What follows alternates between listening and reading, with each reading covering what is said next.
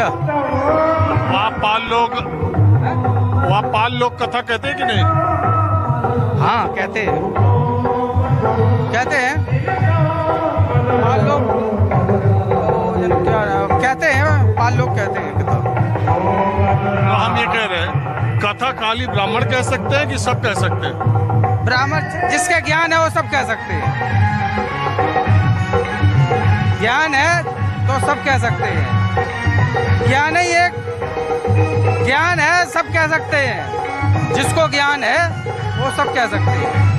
तो ये कथावाचकों की जाति पूछ के उनका मुंडन कराया कि भागवत कथा दूसरी जाति वाले कर रहे हैं, कुछ कह रहे हैं वो जाति छुपा के कर रहे थे इसलिए हमने ऐसा किया, ये सही है?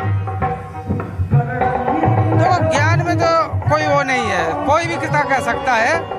ये शुरुआत में सतयुग ज्यादा पंडित ही कहा थे। अब जिसका जैसा ज्ञान बढ़ता जा रहा है तो सारे लोग कथा के कहने के लिए हकदार हैं और कहते भी हैं। आधार भी कहता था कथा। आधार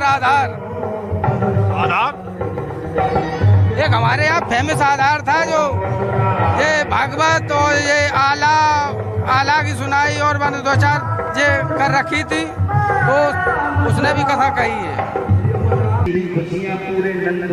इस कथा के जजमान कौन लोग हैं? सभी हैं सर, जितनी लेडीज समस्त लेडीज बैठी हैं ये सब हैं। आदमी हमने अपनी शर्मा जी बना दिए थे वैसे, हाँ जी आदमी बना दिए, लेकिन जो मेन जो संगठन ने करा है इन्होंने लेडीजों ने किया वो सब कुछ, परमिशन लाना सब कुछ करना। परमिशन वहाँ से लेते सर, चौकी से फिर भी लेनी पड़ी ना, बता दिया इन्होंने, बोला था कि ले लो एक बार परमिशन। अरे सुनिए हमसे बात, चौकी से परमिशन लेना, पुलिस चौकी से? जी जी, तो ये देना पड़ता है ना सर।